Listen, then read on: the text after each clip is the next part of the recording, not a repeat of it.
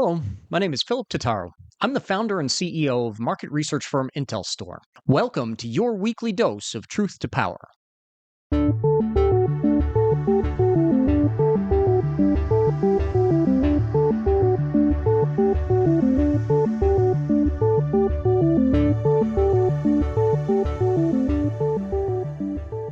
Truth to Power examines data driven insights for the energy sector with a focus on renewables. On this week's episode, we'll dig into the local moratoriums being put in place that could block renewable energy projects from starting construction in light of the new PTC and ITC qualification criteria.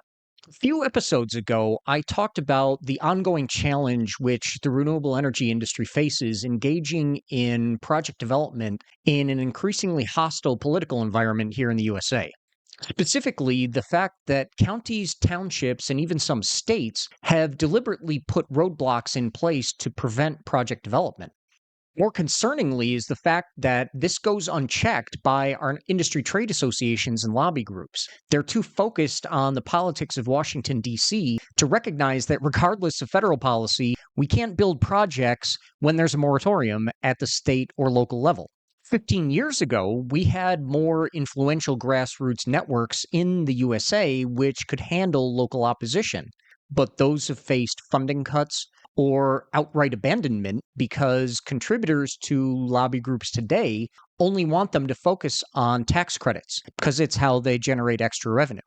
In the meantime, the strategy to focus on preserving production tax credits and investment tax credits has well and truly backfired, and developers are now in an even bigger bind than they may think.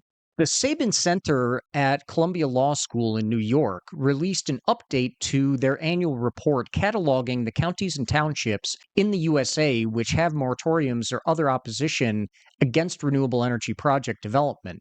The report indicates that at the end of 2024, there are now 459 counties and municipalities across 44 states which had adopted severe local restrictions on siting of renewable projects. That's a 16% increase versus 2023. There are now 20 significant state-level restrictions on renewable energy project siting in 16 states. That's led to a total of 498 contested renewable energy projects in 49 states. While that alone is certainly cause for concern to the industry, there's actually an even larger issue here related to these moratoriums. Counties and townships have the power to block projects from starting physical construction with these moratoriums. That matters based on what I touched on a few weeks ago here on Truth to Power.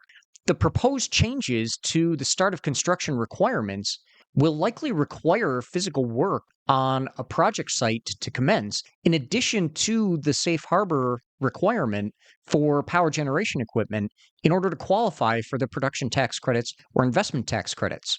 Now, whether a moratorium is put in place today for 1 year or the moratorium is adopted at the last minute prior to July 4th, 2026, it's going to have an impact on tax credits.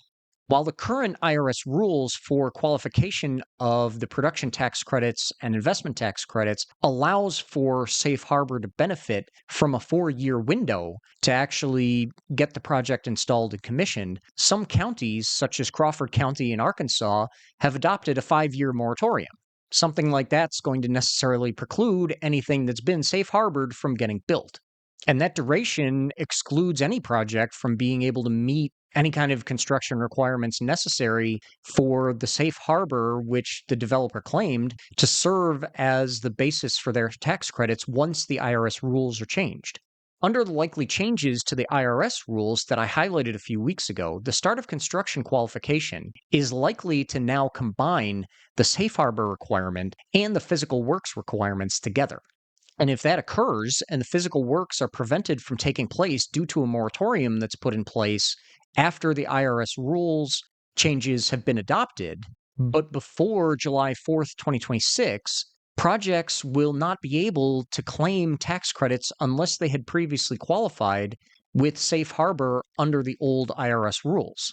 I'm certainly of the belief that there are folks in Washington that are going to be encouraging more of these moratoriums to be put in place due to their hostility towards the industry. Now, based on an analysis from IntelStor, there are a total of 14.5 gigawatts of projects which have safe harbored wind turbines already. These projects have quote unquote started construction through that safe harbor under the current IRS rules. But another 15.1 gigawatts of wind energy capacity is planned for installation, but the regulatory approvals have either not been fully initiated yet, not been fully granted, or projects have not yet undertaken any kind of formal physical construction. Of that 15.1 gigawatts of capacity, approximately 43% of it could face moratoriums from states, counties, or townships that already have a moratorium in place, or they are considering adopting one. If all of these projects were to get blocked, it would wipe out more than $20 billion of economic value in the United States. So, the best option for project developers is to successfully safe harbor as many turbines as they can before the IRS rules are changed. Again, that's likely to happen formally by the end of the year. Once those rules are changed, a moratorium could be a death sentence for a project. Before I leave today, I just want to reiterate that onshore wind energy is a $500 billion contributor to the energy sector. Solar is over $300 billion, and energy storage is $65 billion, and all of them are growing, and all of them are jeopardized. Nationwide, wind and solar projects contribute about $3.5 billion annually in combined lease payments as well as state and local taxes, more than a third of it going directly to rural landowners in the United States. So, why is the government making it harder? Is it really because somebody put up some wind turbines next to a golf course in the UK? This administration needs to get a clue.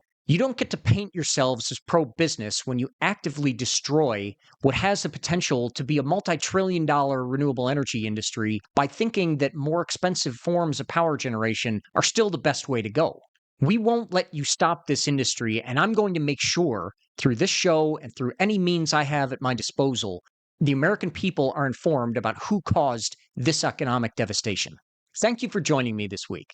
I'm Philip Totaro, and this has been your weekly dose of truth to power. Follow us on IntelStor's YouTube channel, as well as your favorite audio platforms. And visit www.intelstor.com to join more than 200,000 subscribers to our renewable energy data solutions. A full analysis of the renewable energy market in the United States is available to subscribers. And you can register today for the next Wind Summit event in Houston, Texas this October. Visit www.windsummit.org and join hundreds of your industry colleagues from companies like NextEra, EDPR, EDF, Pattern Energy, Clearway, Apex Clean Energy, and more. We hope to see you there.